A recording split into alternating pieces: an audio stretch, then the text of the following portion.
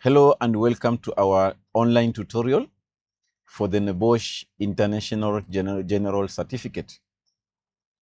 In our today's tutorial, I would like to respond to one of the comments that one of you requested for the emergency procedures of vulnerable workers or emergency procedures of vulnerable people. That is going to be our today's tutorial. In our today's tutorial, our discussion is going to be based on the groups or categories of vulnerable or special people. So we are going to start by defining the new terms that we are going to talk about, or we are going to hear in our today's tutorial. And the first term is vulnerability or vulnerable. What does the term vulnerable or vulnerability mean? To be vulnerable is to be defenseless, is to be prone or to be at risk of a certain kind of hazards. So if you are exposed or you are at risk of harm, or either physical or mentally harm, you are vulnerable to that kind of hazard. So vulnerability simply means the being exposed to a certain type of hazard, or to be defenseless and to lack the protection. Special cases and vulnerable workers. There is a time when the risk assessment has to focus on specific groups of people, or it has to be based on a certain types of people. And the reason is because the normal risk assessment or the normal procedures that is used in evacuation during fire drills is not applicable for this kind of groups or this kind of people. Therefore, when conducting risk assessment, you will have to be to base your risk assessment on a certain groups of people that are affected, and therefore the following people or the following categories of people are at risk or are vulnerable. First group or the first categories of people or the first categories of vulnerable groups of people are young workers. Young workers or any new employee in a workplace is vulnerable to certain types of hazard. And you are going to see what type of hazard are that the young person in a workplace or the young employee is vulnerable or is exposed to. Number one, the lack of experience in workplace in general. So if the employee is new in a workplace, he lacks the experience on how to conduct his duties, and therefore he might be in a position to put himself at risk of certain types of hazards without knowing, due to the lack of experience. That is number one. Number two, physical and perhaps mentally immaturity. Some young workers are not mature enough to reason or to perceive the some certain types of hazard. So this kind of workers or employees are easily exposed to certain types of hazards, and therefore they become vulnerable.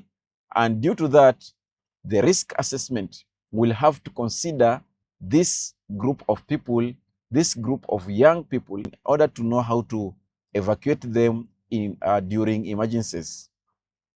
Number three, or the reason number three, poor perception of risk. So what is perception? The term perception comes from the term perceive. And this in safety, it simply means how the employees see and interpret the types of risk and hazard in a workplace.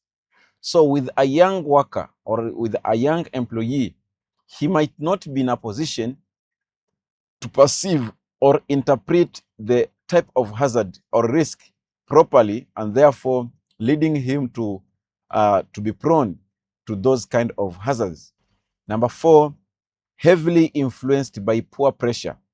So for the young workers, they might be in a position to be driven by the peer pressure into some certain types of hazards. Next, eager to show a willingness to work. So if an employee is new in a workplace, with a new employee or a young employee, most of the time, they normally like to show that they are willing to work. They never refuse, even if the type of work is putting them into danger. They might not be in a position to confront their supervisor or the senior, and because they are willing to show that they want to work. So for that reason, when doing risk assessment, this kind of group of people, that the young people, should be considered in the risk assessment. And the last one, less develop communication skills. For the young workers or the young employees, they might not have developed the communication skills in order for them to remain safe. And therefore, when they are moving about in the workplace, they might not be in a position to speak openly to their colleague workers or to their supervisor or seniors in a language that they might be understood and protect themselves. And therefore, this might put them in danger in a workplace. Let's look at the second group. The second group is new and expectant mothers. We have new mothers and we have expectant mothers. We have women who have given birth between first month to 6th month, and those women who are at the late stage of pregnancy. All this group of women, they are at risk, especially in a workplace. So if you have an employee in a workplace who is pregnant, and mostly the pregnancy at the late stage, or if the employee has given birth, but it's between first month to 6th month, these workers become vulnerable to some certain types of hazards. So the pregnant women are at risk not only for their health, but also for the health of the baby in the womb. Therefore, a proper risk assessment should be conducted considering the presence of this kind of employees, so that during emergency procedures, there should be a proper arrangement on how to evacuate this kind of employees. Pregnant women might be at risk of miscarriage if the woman is exposed to a high vibration of the whole body. It might result into miscarriage. The hazards which present greater risk to pregnant women are as follows. Number 1, a certain hazardous chemicals. There are some chemicals such as lead. If they come into contact with a pregnant woman, it might interfere with the health of the inborn baby.